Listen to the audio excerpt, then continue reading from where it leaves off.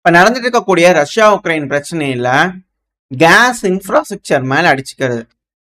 இது ட்ரம்ப் அவர்கள் பாத்தீங்கன்னா பேச்சுவார்த்தை மூலியமா சீஸ்ஃபயர் கொண்டு வரதா சொல்லி இருந்தார். உக்ரைன் சோச்சி பகுதியில, ரஷ்யாவோட சோச்சி பகுதியில ஏர்பேஸ்ல ஆயில் டிப்போ மேல அடிச்சிருந்தாங்க. இப்ப ரஷ்யா ஒடசா பகுதியில் இருக்கக்கூடிய கேஸ் இன்ஃப்ராஸ்ட்ரக்சர் மேல அடிக்க ஆரம்பிச்சிருக்காங்க. அதாவது ஒப்பந்தங்கள் அந்த சீஸ்ஃபயர் போடுறதுக்கு அப்புறமா ட்ரம்ப் அவர்கள் அழுத்தங்கள் கொடுத்து உக்ரைன் கிட்ட இது போல இன்ஃப்ராஸ்ட்ரக்சர் கிட்டலாம் கையெழுத்து வாங்கியிருந்தார். பாதி சரிபாதி பங்கு அமெரிக்காவோடது. இப்ப அமெரிக்காவோட இன்ஃப்ராஸ்ட்ரக்சர் மேல ரஷ்யா அடிச்சிருக்கிறாங்கன்னு இருக்கு. இதுக்கு அமெரிக்கா என்ன செய்ய போறாங்க அப்படின்ற கேள்விகள் வரும். முன்னாடி வேற பைடன் அவர்களோட காலத்துல அரசாங்கத்துல பாத்தீங்கன்னா உக்ரைனோட இன்ஃப்ராஸ்ட்ரக்சர்ல அடி விழுகுது அப்படின்னா அது வேற, முழுக்க உக்ரைனோட இழப்பு. ஆனா இப்ப அடி விழுகுதுன்னா அது அமெரிக்காவோட நிறுவனங்களுக்கு அடி விழுகுதுன்னு அர்த்தம், அமெரிக்காவோட வருமானங்களுக்கு அடி விழுகுதுன்னு அர்த்தம். வச்சிருவாங்களா, அடிச்சிருவாங்களா பார்க்கலாம், அந்த அளவுக்கு தைரியம் இருக்கா அப்படின்னு சொல்லுவாங்க. செக்கிங். ரஷ்யா கிட்ட பாத்தீங்கன்னா அடிக்கிறாங்களா இல்லையா அப்படின்னு ஒரு செக்கிங்காக ட்ரை பண்ணிக்கிறாங்க. ரஷ்யா எந்த ஒரு யோசனையும் இல்லாம, தங்குதடை இல்லாம, இஸ்மாயில் டிஸ்ட்ரிக்ட் இருக்கு இல்லையா, ஸோ ஒடசாவோட பகுதியில, ஸோ அங்க பார்த்தீங்கன்னா கேஸ் இன்ஃப்ராஸ்ட்ரக்சர் மேல பயங்கரமா அட்டாக் பண்ணிக்கிறாங்க. அட்மினிஸ்ட்ரேஷன் பில்டிங் மேல அடிச்சுக்கிறாங்க அப்படிங்கிற குற்றச்சாட்டுகள் உக்ரைன் தரப்பு வந்துகிட்டு இருக்கு. அதுவும் அமெரிக்காவோட ட்ரம்ப் ஸ்பெஷல் என்வாய் விட்டாஃப் அவர்கள் ரஷ்ய அதிபரான விளாடிமிர் புட்டின் அவர்களை பார்த்து பேசி இருந்துக்கிறாங்க. எல்லாம் பேசி முடிஞ்சு, மீட்டிங்லாம் முடிஞ்சு விட்டாஃப் அவர்கள் கிளம்பியே போயிட்டார். பட் ஆனா பேசி வார்த்தை நடந்துட்டு இருக்கு. இந்த சமயத்துல இது போல ரஷ்யா பிசினஸ் வேறப்பா, இந்த பிரச்சனைங்கிறது வேற, பிரச்சனையே எங்களுக்கு ஃபேவரா முடிச்சுன்னா தான் முடியும், இல்லைன்னா முடியாதுப்பா பாத்துக்குங்க அப்படிங்கிற பாத்தீங்கன்னா ரஷ்யா தரப்பு ஒரு ஸ்ட்ராங்கான மெசேஜ் அமெரிக்கா கொடுத்துருக்காங்களா, யாரா இருந்தாலும் சரி நீ வரீங்கன்னா வா, இறங்கி வா பாத்துக்கலாம் அப்படிங்கிறது போல ஒரு ஸ்ட்ராங்கான மெசேஜ் பாத்தீங்கன்னா ட்ரம்ப் அவர்களுக்கு ரஷ்யா தரப்பு கொடுக்குறாங்களா அப்படிங்கிற கேள்விகள் இருக்கு. அது மட்டும் இல்லாம அமெரிக்காவோட அதிபரான டொனால்டு ட்ரம்ப் அவர்கள் தொடர்ந்து 2 நாளா பாத்தீங்கன்னா ஜெலன்ஸ்கி அவர்களோட பேசிட்டு இருக்கிறார். ஒரு புது உறவு மேம்பட்டு இருக்கு. அது புதுசா பாத்தீங்கன்னா உதாரணத்துக்கு சொல்றேன், 2 நாளா பேசிக்கிறாங்க 2 அதிபர் அப்படின்னா எதுக்காக, இந்த பிரச்சனையை முடிக்கிறதுக்காக, டேர்ம்ஸுக்காக, என்ன ஏதுங்கிற விஷயங்கள்லாம் பேசிக்கிறதுக்காக அப்படிங்கிற கேள்வி இருக்கு. 4 ஓப்லாஸ்ட் வெளியே அப்படிங்கும்போது கர்சன், ஜாப்ரோசேசியா, டொனஸ்க், லுகான்ஸ்க்கு எடுத்துட்டாங்க ரஷ்யா 100%. இப்போ பஃபர் ஆபரேஷன் வேற பண்ணிக்கிட்டு இருக்கிறாங்க. ஸோ இப்போ புதுசா நெகோசியேஷன் டேபிள்ல ரஷ்யா என்ன கேட்பாங்க அப்படிங்கிற கேள்வி இருக்கு. ரஷ்யாவோட டேர்ம்ஸுக்கு ட்ரம்ப் அவர்கள் என்ன ஏதுங்கிற ஜெலன்ஸ்கி அவர்களோட பேசுறாரா, இல்லை எப்படி உக்ரைனுக்கு உதவிகள் செஞ்சு என்ன மாதிரியான வழிமுறைகளை கடைபிடிச்சு இருக்கக்கூடிய இன்ஃப்ராஸ்ட்ரக்சர்லாம் சேவ் பண்ணலாம், ரஷ்யாக்குள்ள ஏன்பா இந்த மாதிரி கேஸ் இன்ஃப்ராஸ்ட்ரக்சர் அடிச்சுக்கிற மிரட்டலுக்காக பண்ணாரா, இல்ல என்ன மாதிரியான உதவிகள் வேணுன்றதுக்காக கேட்கிறாரா, இல்ல ரஷ்யா இது மாதிரி சொல்றாங்க உங்களுக்கு ஓகேவா அப்படிங்கிறதுக்காக கேட்கிறாரா, என்ன எதுங்கிறதெல்லாம் தொடர்ந்து பேசிட்டு இருக்காங்க. நல்ல முடிவுகள் எட்டப்பட்டா எல்லாத்துக்குமே நல்லதுதான். ஆனா உக்ரைன்ல இருக்கக்கூடிய கமாண்டர் இன் சீஃப்லாம் பாத்தீங்கன்னா இந்த போர் முடிகிற மாதிரியான சூழ்நிலை இருக்கிற மாதிரியே தெரியல அவங்க வரக்கூடிய ஸ்டேட்மெண்ட்லாம்.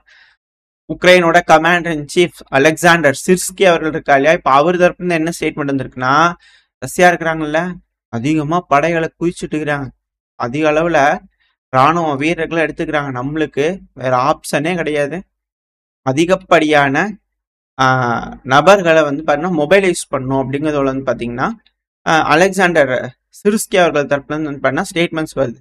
ஸோ அதிகப்படியான ஆண்களை வலைவீசி பிடிக்கிறதுல உக்ரைன் ரெடி ஆகிட்டு இருக்கிறாங்க. அதுவும் ரஷ்யா புதுசா 10 டிவிஷன்ஸை பாத்தீங்கன்னா ஃப்ரண்ட் லைன்ல கொண்டு வந்திருக்கிறதா சொல்லிக்கிறாங்க. ஸோ ஒரு மிக பெருமளவில் அஃபென்சிவ் ஆப்ரேஷனை உக்ரைன் தரப்புல எக்ஸ்பெக்ட் பண்ணிட்டு இருக்கிறாங்க. அதுவும் சில மாசங்களை ரெடி பண்ணி கொண்டு வந்துட்டு இருக்கிறாங்க. ரஷ்ய தரப்புல வருஷக்கணக்காக ரெடி பண்ணி எல்லாம் ட்ரைனிங் பண்ணி சில மாசங்களை ஃப்ரண்ட் லைன்ல கொண்டு வந்துகிட்டு இருக்கிறாங்க. ஸோ அதே போல இவங்களும் பண்ணணும் அப்படிங்கிற போல ட்ரை பண்றாங்க. இப்போ உக்ரைன் முழுவதும் பாத்தீங்கன்னா ஆள் பிடிக்கிற வண்டி எல்லா பக்கம் வளைச்சு பிடிக்குது. இப்ப டைட்டல்ஸ்ல எப்படி வருது அப்படின்னா, 4 வாட்டசாட்டமான ஆண்களிடமிருந்து ஒரு அப்பாவி ஆணை ஒரு வீரம் மிகுந்த பெண்மணி காப்பாற்றினார் அப்படிங்கிறது போல டைட்டில்லாம் வருது. அது கேட்கறதுக்கு கொஞ்சம் கஷ்டமா தான் இருக்கு, கொஞ்சம் இதாதான் இருக்கு, வேற மாதிரியான டைட்டில் மாதிரி தெரியுது. 4 ஆண்கள் கிட்ட இருந்து ஒரு ஆணை, அப்பாவி ஆணை காப்பாற்றிய பெண், எப்படி வருது பாருங்க. இதே வரை சைட்ல வீடியோ பதிவு லோடா இருக்கும். ஒரு ஆளா நின்று 4 பேர் சமாளிக்கிறாங்க பாருங்க. அது இவங்களையும் அடிக்கிறாங்க, இவங்களும் பதிலுக்கு அடிக்கிறாங்க. பெண்ணுன்னு கூட பார்க்காம டிசிசி எம்ப்ளாயெல்லாம் அடிக்கிறாங்க. அடிச்சாலும் இவங்களும் சும்மா இல்லை, ஆனன்னு கூட பார்க்கல, அடி அந்த அளவுக்கு வைக்கிறாங்க. உண்மையாலுமே இந்த டிசிசி எம்ப்ளாயிஸ்லாம் ஃப்ரண்ட் லைன்ல போய் நின்று சண்டை பிடிக்கிறதுக்கு லாய்க்கு இல்லாதவங்க அப்படிங்கிறத உக்ரைன் தரப்புன்னு சொல்லியிருந்தாங்க இல்லையா, அதை கூட நம்ம ஸ்டேட்மெண்ட்ல பார்த்துருப்போம். ஏன் அப்படி சொன்னாங்க அப்படிங்கிறத இந்த வீடியோ பதிவு மூலியமா நம்ம தெரிஞ்சுக்கலாம். ஒரு பெண்ணிடமிருந்து ஒரு ஆணை வம்படையாக கடத்தி செல்ல, சாரி ராணுவத்துக்கு கூட்டிட்டு போறாங்க இல்லையா, அதுக்கு கூட முடியாத இந்த ஆண்கள் எப்படி துப்பாக்கி வச்சு ரஷ்யாவை தடுத்து நிறுத்துவாங்க இல்லையா. ஸோ இந்த காரணத்தினால இவங்க லாய்க்கு இல்லை அப்படிங்கிறதோட சொல்லியிருந்தாங்க. ஸோ அது இப்போ மேட்ச் ஆயிட்டு வருது. அது மட்டும் இல்ல, இப்போ ரஷ்யா கிட்ட வந்து பண்ணது போற வம்படியா பிடிச்சிட்டு போயிடறாங்க. அதிகப்படியான ஆண்கள் வந்து பண்ணா ஃப்ரண்ட் லைன்ல நிக்கிறாங்க. ரஷ்யா வந்தானே ஐயா என்னை அப்படியே கூட்டு போயிருங்க கைத்தாங்களா அப்படிங்கிறது போல, இப்படித்தான் என்னை கூட்டிட்டு வந்தாங்க, என்னை கூட்டிட்டு போயிருங்க நீங்க அப்படிங்கிறது போல ரஷ்யா கிட்ட போயிடுறாங்க அதிகப்படியா. இப்போ வந்து பாத்தீங்கன்னா prisoner exchange all for all தான் உக்ரைன் வந்து வேணும் வேணும் அப்படிங்கிற போல கேட்கறாங்க. இப்போ ரஷ்யா வந்து பாத்தீங்கன்னா அவங்க கிட்ட இருக்கக்கூடிய எல்லா உக்ரைனோட சர்வீஸ் மேனையும் கூட்டிட்டு போய்க்குப்பா. அவங்க வந்து பாத்தீங்கன்னா எதுக்கு ஒருத்தங்க 1000 1000 1500 1200ன்ட்டு, ஏன்னா 1000 பேர்த்தோட லிஸ்ட் வந்து பாத்தீங்கன்னா கொடுத்துருக்குறாங்க.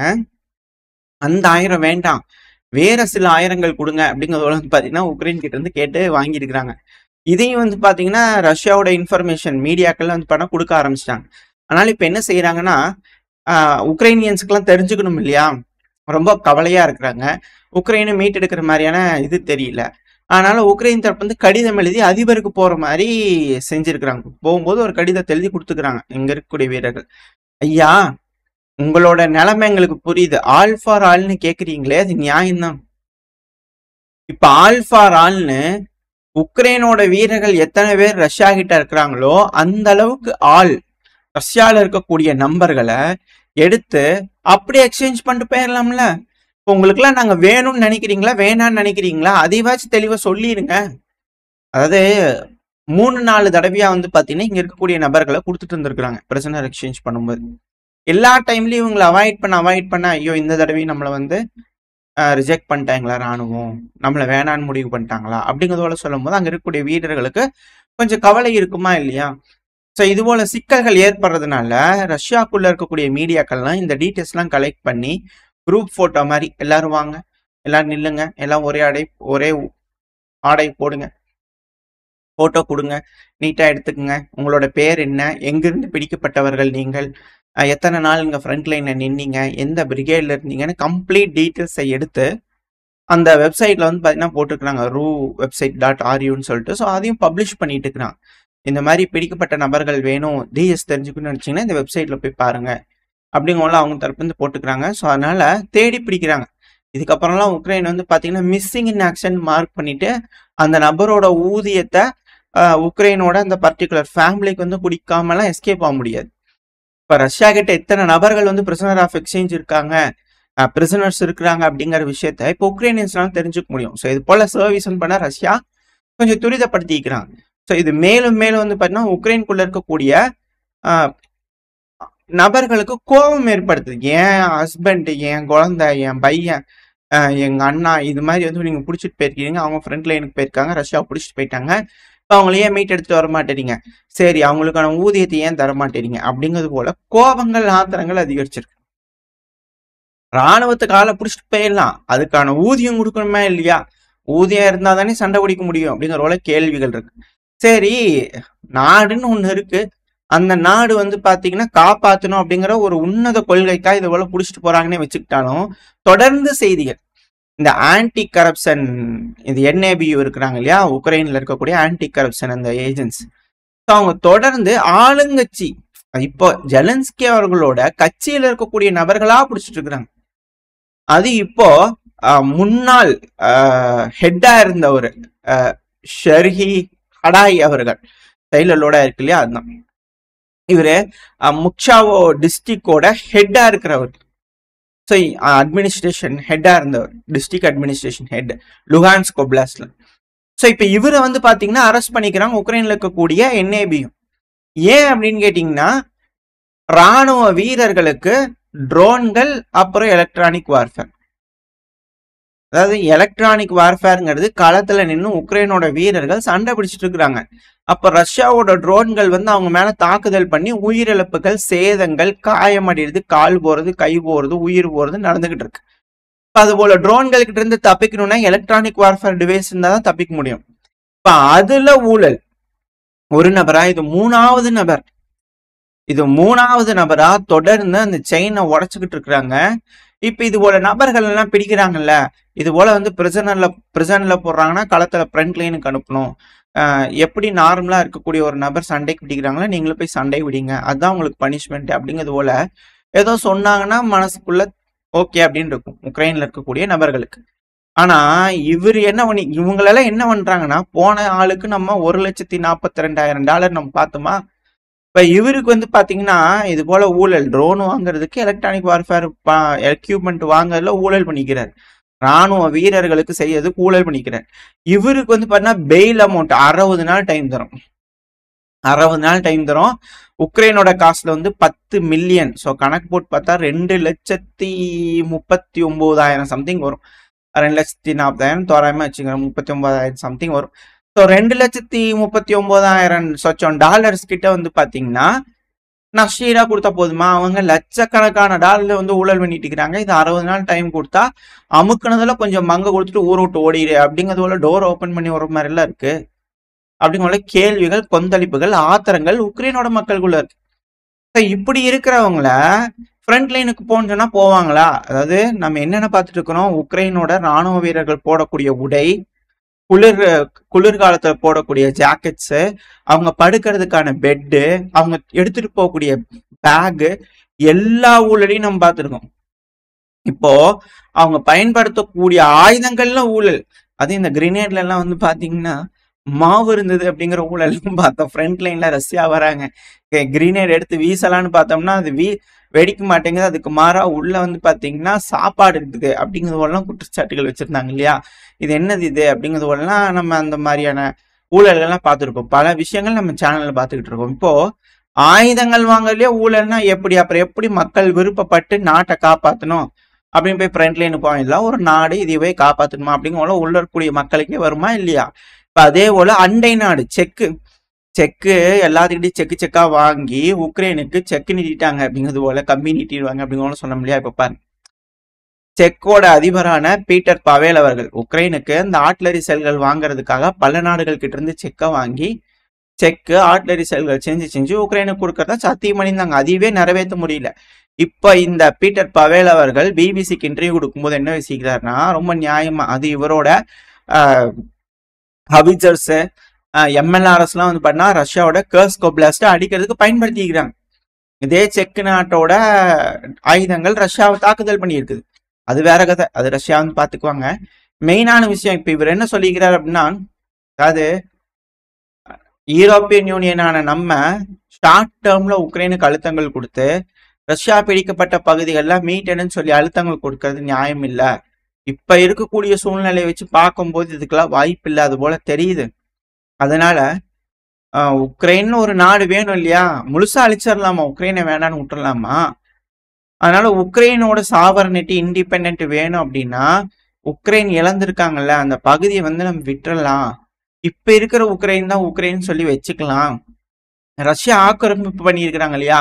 அதை நம்ம அங்கீகாரம் பண்ணாம விட்டுடலாம், அதுக்கப்புறம் பார்த்துக்கலாம். அதை அங்கீகாரம் பண்ணாம விட்டுறலாம். ஸோ இப்ப இருக்கக்கூடிய உக்ரைன் நம்ம எடுத்துக்கிட்டு அதுக்கான வழிமுறைகளை பார்க்கலாம். உக்ரைனுக்கு விடுதலை கிடைக்குது, அமைதி கிடைக்குதுன்னா இப்ப இழந்த பகுதியை இழந்தோம் அப்படிங்கிறது போல நினைச்சுக்கிட்டு இருக்கிறது கொஞ்சம் சால சிறந்தது அப்படிங்கிறது போல இவருக்கே ஒரு மனமாற்றம் வந்துச்சு. பாருங்களேன், அடடா என்ன ஒரு ஆச்சரியக்குறி. இவர் என்ன தரப்பு ஸ்டேட்மெண்ட் வந்திருந்ததுன்னா, கட்ஸ் இல்ல, யூரோப்பியன் யூனியன் நாடுகள் கிட்ட கட்ஸ் இல்ல, அதனாலதான் ரஷ்யா வந்து உள்ள அடிச்சுட்டு இருக்கிறாங்கன்னு ஏகப்பட்ட வார்த்தைகள் பிரயோகம் பண்ணியிருந்தாரு. அதெல்லாம் நம்ம சேனல்ல பார்த்துட்டு இருந்தோம். இப்ப என்னங்க இவருக்கே கட்ஸ் போயிடுச்சா அப்படிங்கிற போல கேள்விகள் வருது. அப்பேரோட்டவருக்கே கட்ஸ் போயிடுச்சா அப்படிங்கிறது போல. சரி, ஓகே, இவருக்கு தான் இப்படின்னு பார்த்துட்டு அடுத்து ஜெர்மனில வந்து பாத்தீங்கன்னா ஒரு போலை கண்டக்ட் பண்ணிக்கிறாங்க, R&D. இந்த போல்ல வந்து பாத்தீங்கன்னா ஜெர்மன் மக்கள் கிட்ட போயிட்டு, ஜெர்மனோட சிட்டிசன் அங்கேயே பிறந்து வாழையா வளர்ந்துட்டு இருக்கக்கூடிய நபர்கள் கிட்ட போயிட்டு, ஏன்பா இப்ப ரஷ்யா உன் மேல போர் தொடுத்து நாடுக்குள்ள வந்து ஆக்கிரமிப்பு பண்ணிட்டு இருக்கிறாங்கன்னா வா போருக்கு போலான்னு கூப்பிட்டா நீ வருவியா அப்படிங்கிற கேட்டதுக்கு நொட்டு நான் வரமாட்டேன், வந்தா புடிச்சிட்டு போறாங்க அப்படின்னு 60% மக்கள் வந்து பாத்தீங்கன்னா நான்லாம் சண்டைக்கு போக மாட்டேன், நான் ஆயுதம் ஏந்த மாட்டேன், எவனோ வா எவனோ ஆளு என்னமோ பண்ணு இனி வாழ விடு அவ்வளவுதான். நீ இருக்கிறா இல்ல அவங்க இருக்கிறாங்க அவ்வளவுதான் டிஃபரன்ஸு. இது என்ன ஆகி போச்சு? இப்ப நீ வந்து ஓலாஃப் ஸ்கோர்ஸ் இருந்தாதான் ஜெர்மனியா? வேற யாரோ ஒருத்தவங்க வந்து உட்கார போறாங்க, அவங்க உட்காந்தாலும் ஜெர்மனி தான் அவங்க ஆட்சி பண்ணிட்டு நாங்க வாழ்ந்துட்டு போற ஒரு வாரமா. அதை விட்டு இந்த சண்டை துப்பாக்கி தூக்குறது அந்த வேலையெல்லாம் வச்சுக்காது அப்படிங்கிற 60% மக்கள் வந்து பாத்தீங்கன்னா முடியவே முடியாது, நான் ராணுவத்துக்கு வரமாட்டேன், பயிற்சி அலையை எடுத்துக்கவும் மாட்டேன் அப்படிங்கிறது போல 60% வந்து பாத்தீங்கன்னா சொல்லிக்கிறாங்க. இது எந்த அளவுக்கு பின்னடைவு ஆளுகின்ற அரசாங்கத்துக்கு ஏற்படுத்தும். மிர்ச்சி அவர்கள்லாம் என்னமோ நினைச்சு பண்ணிட்டு இருக்கிறாரு, சிக்குனாருன்னு வச்சு செஞ்சுறாங்க போல தெரியுது. முசோலினி அவர்களுக்கு என்ன நடந்ததோ அது போல இவருக்கு நடக்குமா அப்படிங்கிற போல கேள்விகள்லாம் அடுத்து வர ஆரம்பிச்சிருக்கு. வச்சு பார்க்கும்போது ஆத்திரங்கள் உள்ள இருக்கும் போல தெரியுது. அடுத்தது 16% தான் வந்து பாத்தீங்கன்னா அப்ப பேலன்ஸ் 40% ஒத்துக்கிட்டாங்களான்னு கேட்டீங்கன்னா இல்ல, 16% தான் நான் ஆயுதம் எடுத்து என் நாட்டுக்காக போராடுவேன்னு சொல்லிக்கிறாங்க.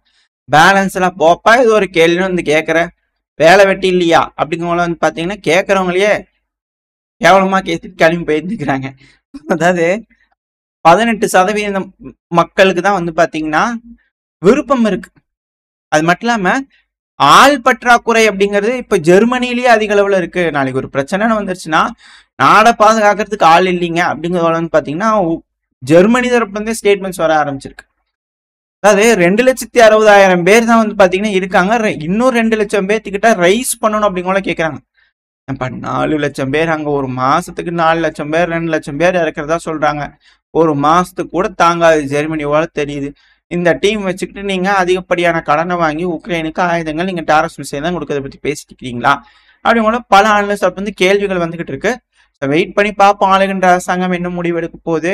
உக்ரைனுக்கு உதவு போறாங்களா, உக்ரைன் கூட தோளோடு தோல் கொடுத்து இறங்கி நின்று களமிறங்கி சண்டை பிடிக்க போறாங்களா, என்ன நடக்கும் தான் பார்த்தலாம்.